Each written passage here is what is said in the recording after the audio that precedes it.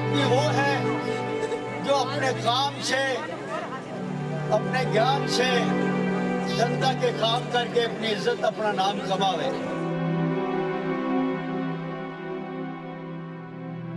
Comrade B L Singhvi, जिन्होंने गरीबों के दिलो दिमाग में आज़ादी और हक की ऐसी शमा जलाई कि वह उनके मरणोपरांत भी बुझ नहीं सकती।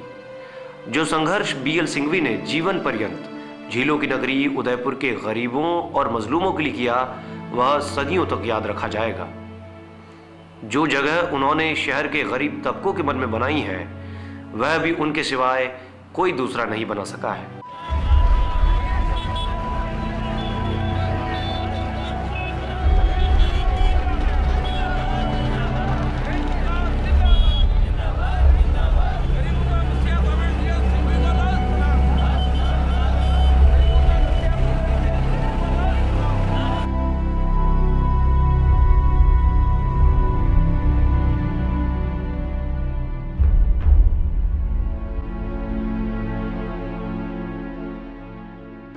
बीएल सिंघवी को यह शहर और इस शहर की जनता कई नामों से जानती थी, जैसे जन आंदोलनों के नायक, गरीबों के मसीहा, बेदाग कॉमरेड, जैसे अनेक नाम इस शहर के ज़हन से निकाले नहीं निकल सकते।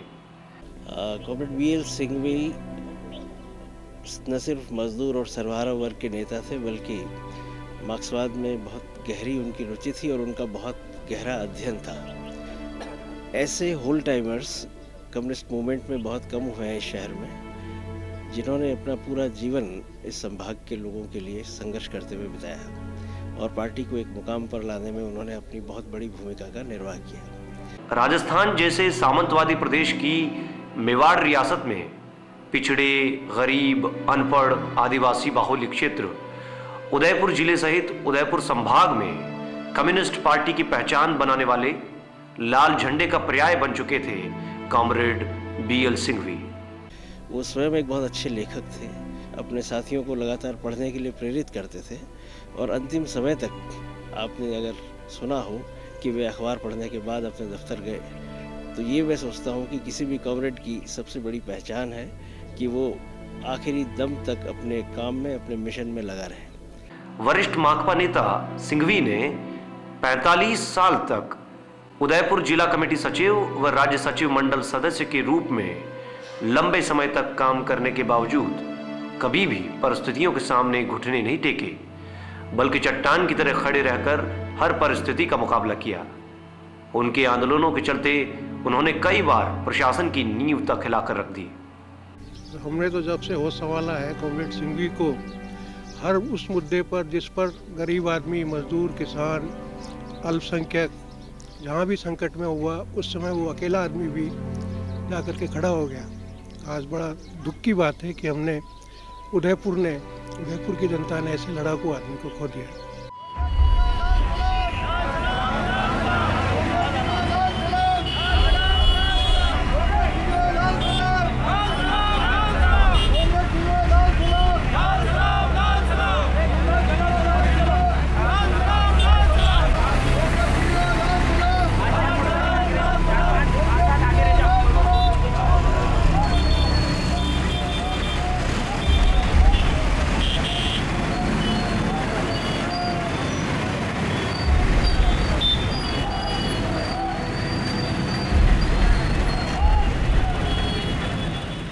कॉमरेड बीएल सिंघवी की जीवनचर्या बहुत ही सरल और साधारण थी।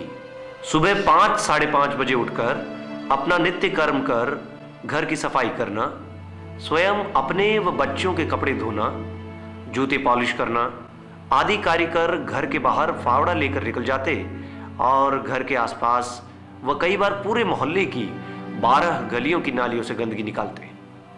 उसके बाद वह पार्टी कार्यालय आकर कार्यालय की सफाई करते। वो आदमी किसी काम में लग जाता तो उसको पूरा करता वो।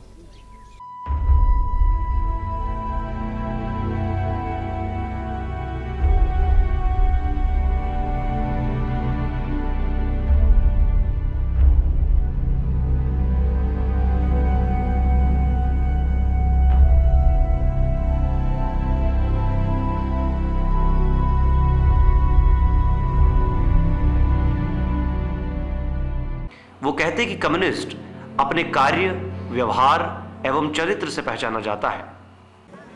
आज जो व्यवस्था है, आज की व्यवस्था गलाकाट व्यवस्था है, दूसरे का नुकसान सोचकर अपना फायदा सोचने वाली व्यवस्था है। और इसलिए हम चाहते हैं कि हम एक दूसरे की मदद के लिए सोचने वाली व्यवस्था पैदा करें। वैसे कॉमरेड बीएल सिंघवी ने अपनी स्कूली शिक्षा गांव में एवं आसपास के गांवों के स्कूलों से की। जब बीएल सिंघवी ने युवावस्था में कदम रखा और कॉलेज से अपनी शिक्षा को आगे बढ़ाने की कोशिश की तो उनके मार्ग में सबसे बड़ी बाधा ने अपनी दस्तक दी। और ये बाधा थी अपने जन्म स्थल कहे जाने वाले गांव और आसपास के क्षेत्र में किसी भी कॉलेज का नहीं होना। बस फिर क्या था, यहीं से उनके पहले आंदोलन के साथ उनके आंदोलनात्मक जीवन की शुरुआत हुई और उन्होंने 1962 में राजस्थान के तत्कालीन मुख्यमंत्री मोहनलाल सुखाड़िया के नाथद्वारा पहुंचने पर उनका जोरदार घेराव किया और तत्कालीन कांग्रेस सरकार की नींव हिलाकर रख दी। मजबूरन तत्कालीन मुख्यमंत्री मोहनलाल सुखाड़िया को नाथद्वारा में कॉलेज खोलने की घोषणा करनी पड़ी। पहले कॉमरेड सिंह भी प्रॉपर नाथद्वारा में थे और नाथद्वारा में जनसंघर्ष करते करते यहाँ आए थे। यहाँ का इतिहास भी बताता है कि कॉमरेड बीएल सिंघवी का जीवन सदैव अनपढ़, गरीब, दलित, आदिवासी, अल्पसंख्यक, मजदूरों, किसानों और पिछड़ों के लिए संघर्ष करते हुए ही बीता है। कॉमरेड सिंघवी के ऐसे अनेकों उदाहरण हैं जिसमें उन्होंने कभी भी अंजाम की परवाह तक नहीं की और सदैव दूसरों के हितों और अधिकारों की रक्षा के लिए लड़ते लड़ते आगे बढ़ते रहे। उन्होंने एक ही झंडा थामे रखा था, उस झंडे को हम आगे बुलंद करेंगे और उनको सच्ची श्रद्धांजलि इसी बात से होगी कि उनके जो कार्य हैं, जो अधूरे काम हैं, उनको हम पूरा करेंगे। वर्ष 1966 में नाथद्वारा में एक नाबालिग जैन लड़की को जबरन साध्वी बनाने के लिए दीक्षा दिलाए जाने का उन्होंने विरोध किया तो कॉमरेड बीएल सिंघवी को समाज से बहिष्कृत करने का निर्णय समाज द्वारा सुना दिया गया। उन्होंने जाति बंधन तोड़ने के लिए हरिजन मोहल्लों में जाकर हरिजनों के साथ सामूहिक भोज किए तथा बाद में समाजवादी और स्वतंत्रता सेनानी नरेंद्र पाल चौधरी के संपर्क में आए और वर्ष 1969 में भाकपा की सदस्यता ली। कॉमरेड सिंघवी के बढ़ते प्रभाव के कारण उन्हें उदयपुर में पार्टी का कार्य संभालने के लिए बुलाया गया। 1970 में परिवार सहित उदयपुर आए कॉमरेड सिंघवी कॉमरेड आयल दास के संपर्क में आए। उदयपुर में कोड चौराहा पर टाइपिंग की दुकान खोलकर अपनी राजनीतिक गतिविधियों की भी शुरुआत कर दी। दादी सिलाई कर पूरा घर संभालती थी और दादा कच्ची वस्तु के आंदोलन में दानों के भी हक की लड़ाई लड़ी और उन्हें भी अपनी मुसीबतों से काफी छुटकारा दिलाया। पहले तो दादी भी काफी पार्टी के खिलाफ थी, पर जब दादी ने देखा कि दादा ने अपना रास्ता नहीं बदला तो दादी ने ही अपना रास्ता बदल दिया। फिर दादी भी महिला समिति ज्वाइन कर ली और दादी भी फिर दादा के साथ पूरी तरह से जुट गई। अच्छी बातें तो सभी करते हैं, पर उन सभी बातों को अपने जीवन में उतारना और उन सभी का पालन करना कोई मेरे दादा से सीखे। दादा जो भी चीज बोलते हैं वो सब उन्होंने अपने जीवन में एक्चुअली करी है। कॉमरेड बंसीलाल सिंघवी ने उदयपुर में कम्युनिस्ट पार्टी को जीरो से इतनी बड़ी पार्टी बनाया है। एक जमाना था, आज से 30-40 साल पहले मैं इनके साथ में सचिवालय में था, कम्युनिस्ट पार्टी के सेक्रेटरीट में था। तब पार्टी एक छोटी यूनिट थी और आज एक बहुत बड़ी यूनिट बनी है। इसमें इनका बड़ा लगातार संघर्ष रहा है। एक होल टाइमर के रूप में इन्होंने काम किया शुरू से। वकालत की LLB की डिग्री पास करने के बाद भी इन्होंने वकालत नहीं की और हमेशा ट्रेड यूनियन के लिए मजदूरों के होल टाइमर के रूप में समर्पित काम किया। और उस दुनिया के अंदर एक तरफ शमशान बनाने वाले लोग तैयार है और एक तरफ स्वर्ग बनाने वाले लोग तैयार है। ये संघर्ष चलेगा। दुनिया भर के मेहनत कशों एक हो, तुम्हारे पास खोने के लिए गुलामी की जंजीरों के सिवा कुछ भी नहीं है और पाने के लिए सारी दुनिया की दौलत है। वर्ष 1973 में C2 के राज्य महासचिव दुर्गादास शिराली उदयपुर कॉटन मिल में C2 यूनियन के निर्माण के लिए आए। तब इंटक के प्रभाव में वहां धारा 144 लगाई गई तो भी C2 ने रैली निकाली जिसमें कॉमरेड BL सिंघवी ने भी भाग लिया। वर्ष 1974 में विख्यात रेल हड़ताल हुई तो उस समय comrade B L Singhvi, comrade Ayal Das, comrade Mahesh Sharma के नेतृत्व में उदयपुर में जुलूस निकाला गया तो कॉमरेड बीएल सिंघवी और दूसरे नेताओं को गिरफ्तार कर लिया गया और यहीं से कॉमरेड बीएल सिंघवी के राजनीतिक जीवन की पहली जेल यात्रा प्रारंभ हुई। उन्होंने जेल में 1 महीने से ज्यादा वक्त बिताया। जेल से निकलने के बाद उनकी राजनीतिक गतिविधियां और तेज हो गई। कॉमरेड सिंघवी एक गरीब, उत्पीड़ित, उपेक्षित, वंचित समुदाय का नेता था जिन्होंने आजीवन अपने वैचारिक प्रतिबद्धता के लिए आम जन और आम उस गरीब आदमी की आवाज़ के रूप में काम किया। ऐसे लोग आज बहुत कम होते हैं। इनको सच्ची श्रद्धांजलि यही है कि इनकी आवाज़ को, इनके विचार को जिंदा रखें और ऐसे व्यक्तित्व को समाज सपोर्ट करे, समर्थन करे। मजदूर और मेहनतकश लोगों के लिए ईमानदार और बहुत बड़े प्रतिनिधि थे और उनके खोने से हमने अपना बहुत ही सम्मान खो दिया और आगे की लड़ाई के लिए बहुत बड़ा हमारा साथी चला गया है उसकी सोच।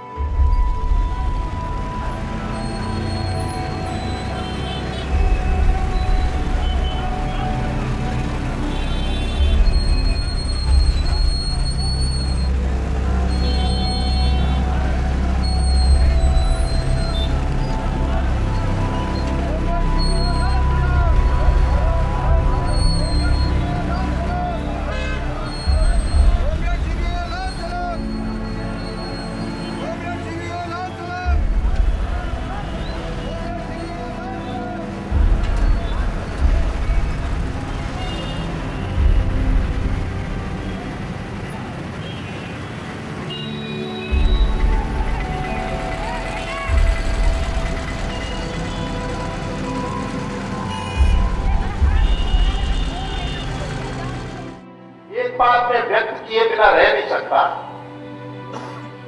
कि जिस तरह से उदयपुर से छपने वाले प्रिंट मीडिया ने उनके जाने को बहुत ही छोटी घटना की तरह रखा, वो मेरे लिए बहुत पीड़ादायक है। कि कैसा देश हो गया है। मैं चाहता हूं आम समाज में वो खुशी हमेशा कायम रहे और किसी के भी ऐसा गांव न लगे जिससे वो जीवन में मानवीय सुख सुविधाओं से और मानवता से वंचित हो जाए। 25 जून 1975 को देश में आपातकाल की घोषणा हो गई। उस समय के पूर्व 31 मई 1975 को कॉमरेड बीएल सिंघवी की तीसरी संतान राकेश का जन्म हुआ था। जैन परिवार में होने के नाते उन पर काफी दबाव था कि वह पार्टी छोड़कर धन अर्जित करने पर ध्यान दें। इसके लिए उन्हें पुत्र राकेश के जन्म होने के 10 दिन बाद ही ससुराल से कहा गया कि आपके जीवन को खतरा हो सकता है, जेल हो सकती है, तो बीवी बच्चों का क्या होगा। इस पर कॉमरेड बीएल सिंघवी ने कहा कि इस देश में लाखों ऐसे बच्चे हैं जिनके माँ बाप दोनों नहीं होते, फिर भी वे पल जाते हैं। अगर मेरे साथ भी ऐसा ही कुछ होना है तो वो होकर रहेगा। 26 जून 1975 को आपातकाल की घोषणा होते ही कॉमरेड बीएल सिंघवी को उनकी टाइपिंग की दुकान के बाहर से ही सुबह 6 बजे गिरफ्तार कर लिया गया और उन्हें अगले 9 महीने तक मीसा में जेल में बंदी बनाकर रखा गया। जेल में भी उन्होंने जेल की सुविधाएं सुधारने के लिए भूख हड़ताल की और जेल अधीक्षक का घेराव तक किया। 26 मई जून को ही वो जो आपातकाल लगने से देश में वो जेल में चले गए थे और करीब 9 साढ़े 9 महीने वो जेल में रहे, लेकिन बिना शर्त उनको फिर बाद में रिहा किया। और वो आपातकाल से जेल से आने के बाद से लगातार वो उन्होंने अपनी दुकान बंद करी और पूरा जीवन उन्होंने जो है भारत की कम्युनिस्ट पार्टी मार्क्सवादी के पूर्णकालीन कार्यकर्ता बनकर उन्होंने अपना प्रारंभ कर दिया। जो पिछली हमारी सरकार है, वसुंधरा सरकार, वो जो भी आपातकाल में जेल में गए थे उनको पेंशन दे दी, लगभग 15,000 रुपये सारे भत्ते मिला के। तो वहाँ से भी लोग आए थे कि भाई आप भी ये फॉर्म भर दीजिए, तो उन्होंने मना कर दिया कि भाई हम जो कम्युनिस्ट लोग हैं, हम कोई पेंशन लेने या कुछ सुविधा लेने के लिए हम लोग राजनीति में नहीं है, न कोई ये लड़ाई हमने लड़ी है, हमको कोई खिरात नहीं चाहिए। मेरा तो एक ही जीवन का लक्ष्य रहा है और वो संघर्षों के अलावा कोई काम नहीं हुआ। कॉमरेड बीएल सिंघवी ने उदयपुर में आवास की समस्या को देखते हुए वर्ष 1977 में कच्ची बस्ती फेडरेशन का गठन करके प्रशासन से लड़ाई लड़ते हुए उदयपुर में बेघरबारों का एक बड़ा आंदोलन खड़ा किया और 25 कच्ची बस्तियों का निर्माण करने में नेतृत्वकारी भूमिका अदा की। इस आंदोलन में कॉमरेड भंवरलाल बारबर, कॉमरेड आयल दास आदि कई नेताओं ने अपनी महत्वपूर्ण भूमिका अदा की। यह आंदोलन करीब 5 वर्ष तक चला और इस दौरान आए दिन पुलिस एवं कच्ची बस्तियों में झोपड़े बनाने वालों के बीच लाठी भाटा जंग होती रही। आज उदयपुर की इन कच्ची बस्तियों में 12,000 से ज्यादा मकान हैं, जहां करीब 1 लाख से ज्यादा लोग अपना जीवन गुजार रहे हैं। उन्होंने एक CPIM के नेता के रूप में ट्रेड यूनियन के साथ में एक गरीब तबके जो कच्ची बस्ती फेडरेशन से लेके यूँ कह सकते हैं कि समाजवाद के लिए और साम्राज्यवाद के खिलाफ उन्होंने अपना जीवन संघर्ष कर दिया। उदयपुर के कच्ची बस्ती वासियों की नज़र में कॉमरेड BL सिंघवी का कद इस तरह का है कि वे कहते हैं कि हमने खुदा या ईश्वर को तो नहीं देखा, लेकिन अगर धरती पर हमारा खुदा या ईश्वर कोई है तो वह कॉमरेड BL सिंघवी है। हमारे लिए सब कुछ किया था, हमारे लिए बहुत अच्छा किया इन्होंने। बस्ती बसाई, हमारे लिए बहुत बस्ती बसाई अच्छा किया। हमारे माँ बाप भी वही थे, सब वही थे। अब हमारे लिए कौन क्या करेंगे, हमको पट्टा कौन दिलवाएगा। कच्ची बस्ती के आंदोलन में आप देखें तो उदयपुर के आसपास के लोग आया करते थे हजारों, उनको काम नहीं मिलता तो रोड के किनारे वो सो जाते थे। उनके दर्द को महसूस किया और एक घटना थी 1977 की दिवाली की, एक जो आदिवासी है उनके मकान को गिरा दिया था UIT ने। जब तत्कालीन जो चेयरमैन थे वो मदन लाल जी धुप्पड़ थे, उनके पास जब ये लोग गए थे, मेरे पापा कॉमरेड BL सिंघवी जी और भी वहाँ के स्थानीय नेता, तो उनसे पूछा था कि भाई आपने ये मकान क्यों गिराया, तो वो ये कहते हैं कि ये ज़मीन गरीब के बाप की नहीं है। लेकिन तो ये बात जो है मेरे पिताजी और जो साथ में जो कार्यकर्ता आए थे उन सभी को चुभी और उन्होंने कहा भाई गरीब के बाप की ज़मीन नहीं है, लेकिन ये किसी के भी बाप की ज़मीन नहीं है और इस ज़मीन पर हर जीव का और इंसान का रहने का पूरा अधिकार है। और उसके बाद उन्होंने कच्ची बस्ती बसाने का आंदोलन शुरू किए, उन लोगों को इकट्ठा करके जिनके कोई आसरा नहीं था। मैं कच्ची बस्ती में रहता हूँ, कच्ची बस्ती का नेता बन सकता हूँ, पर मैं जिस परिवार से चल के आया मेरे पास सब सुविधाएं थी, सब प्रकार की सुविधाएं थी। मैं उन सुविधाओं को ठुकरा कर मैंने स्वयं जाना कि ये किस प्रकार के कष्ट आने वाले हैं। संघर्ष में लाठी भी मिलेगी, मुकदमा भी मिलेगा, शरीर पर डंडे पड़ने से शरीर खत्म हो सकता है, कई बीमारियों की जकड़ में आ सकता है। ये सब जानते हुए जब संघर्ष करने की आदमी ठान लेता है तो वह कोई और नहीं होता है, वह आदरणीय BL सिंघवी साहब होते हैं। सिंघवी साहब गरीबों की मसीहा थे, उन्होंने जीवन भर गरीबों की सेवाएं की, कच्ची बस्तियों के विकास में अपना योगदान दिया और इन सबसे बढ़कर वो नेक नियति और ईमानदारी के साथ जिया।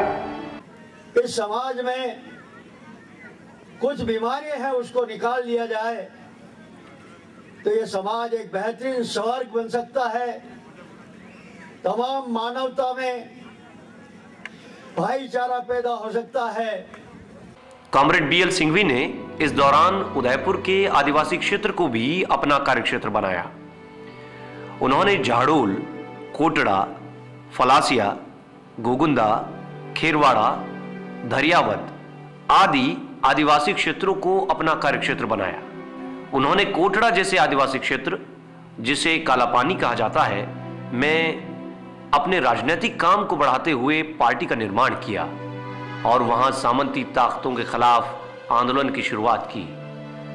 वहां के सामंत आदिवासियों से महुआ के फूल बिनने पर टैक्स यानी भोग वसूल करने के साथ नारियल, रुपया आदि चढ़ावे में लेते थे। आदिवासी सामंत के खिलाफ कोई बोल नहीं पाता था और उनका जीवन गुलामों जैसा था। कॉमरेड BL सिंघवी ने उस दौरान आदिवासियों को एकजुट करना शुरू कर बेगार के खिलाफ आंदोलन शुरू किया, जिस पर वहां के सामंतों ने कॉमरेड BL सिंघवी और दूसरे साथी कॉमरेड मिक्की पर जानलेवा हमला किया जिस कारण उन्हें लंबा समय बिस्तर पर गुजारना पड़ा। लेकिन इसके बावजूद कॉमरेड बीएल सिंघवी ने हार नहीं मानी और ज्यादा ताकत से बेगार के खिलाफ आंदोलन किया तो सामंतों का प्रभाव खत्म होने लगा और बेगार की प्रथा को बंद कराया गया, जिससे हजारों आदिवासियों को आजादी की रोशनी मिली। कम्युनिस्ट विचारधारा, वामपंथी विचारधारा के लोग हैं और मतलब हम लोगों ने मिल करके जितना मतलब काम बढ़ाया मजदूर और किसानों में, और ऐसे संघर्षशील और तपे हुए नेता की कमी है।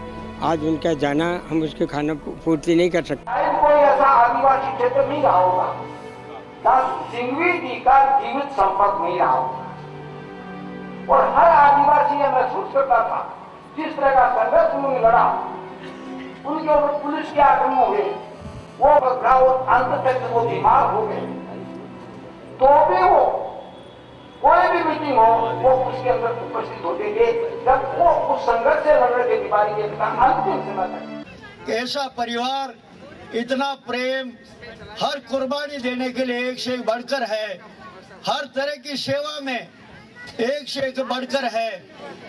मेरे प्रति मैं सोचता था शिकायत होगी, लेकिन शिकायत की तरफ आज वो खुद महसूस कर रहे हैं, तो गर्व की बात है। कॉमरेड बीएल सिंघवी ने वर्ष 1978 से ही टाइपिंग की दुकान पर काम करना बंद कर दिया तो उनके परिवार पर घर चलाने का संकट गहराया। लेकिन उनकी पत्नी मंजू ने अपने परिवार की बागडोर अपने हाथों में ली और पापड़ बेलकर, कपड़े सिलकर, स्वेटर बुनकर अपना और अपने परिवार का पालन पोषण किया। जब वो जेल में थे, इमरजेंसी के आपातकाल में जेल में थे, मुझे याद है कि कॉमरेड मंजू सिंघवी ने एसएफआई की और जनवादी नौजवान सभा की जब हमारे यहाँ सम्मेलन होते थे, एकली महिला ने 100 आदमियों की पूड़ी और सब्जी बना के हमको खिलाई थी। दादी कहती है जो हिम्मत रखते हैं वो जिंदगी जीते हैं, पर जो हौसला रखते हैं वो बाजी मार लेते हैं। बिल्कुल माँ बाप की तरह है, बिल्कुल माँ बाप ही है, मैं कह सकती हूँ। इतना प्यार दिया है और इतना अच्छा गाइडेंस, इतनी आज़ादी, हर तरह से आप जैसे जीना चाहो जियो, जैसे रहना चाह रहे हो। बहुत कम घरों में मिलती है ये आज़ादी और बहुत कम घरों में मिलता है इतना प्यार। कुछ कमी नहीं है जीवन में अगर ऐसे माँ बाप मिल जाए। कई बार इनको ऐसा लगता है हम हमारे बच्चों के लिए कहीं कुछ नहीं कर पाए, लेकिन मुझे लगता है कि इन्होंने जो किया है वो मैं उसको बता नहीं सकता। मैं अगले जन्म, पिछले जन्म में विश्वास नहीं करता, लेकिन यही कहना चाहूंगा अगर अगला जन्म भी मिले तो मुझे इसी कर्म में मिले।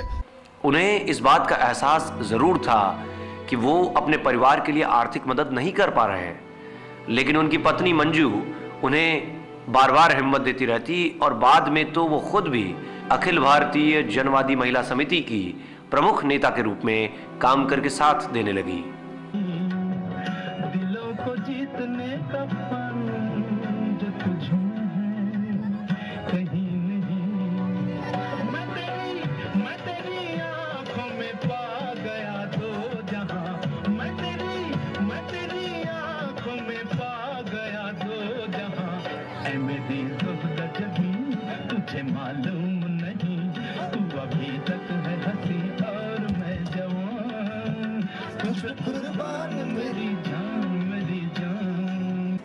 बच्चों की खुशी के लिए और मेरा साथ हर कष्ट सहन करती हुई मेरे जीवन साथी ने जो साथ दिया, मुझे याद आता है मैं जिस जीवन में प्रारंभ किया 20-22 साल की उम्र में, मेरा एक गुरु था दुनिया में एक नया रास्ता दिखाने वाला। उसकी पत्नी भी इतने ही कष्ट सहन करती हुई उसने उस व्यक्ति का अकाल मार्क्स का बराबर साथ दिया है। ऐसे महापुरुषों ने कष्ट भोगे हैं, लेकिन वो कष्ट बहुत कम है जो खुशी मिली है उनसे अपने मकसद के लिए आगे बढ़ने के लिए। मैं सोचता हूँ उसकी कोई कीमत नहीं हो सकती। जो कुछ निर्माण किया इन्होंने किया है, और कई परिवारों में देखता हूँ कि ऐसे काम करने वाले के विरोध में पूरा परिवार होता है, लेकिन मुझे गर्व है मुझे बहुत फक्र है कि मेरे बच्चे बच्ची और मेरे परिवार जो लंबा चौड़ा है, उन सब की तरफ से मेरे कामों का सही मूल्यांकन किया। लाल सलाम, लाल सलाम, लाल सलाम। कॉमरेड किसान नेता को लाल सलाम, लाल सलाम, लाल सलाम। मजदूर लीडर को लाल सलाम, लाल सलाम, लाल सलाम।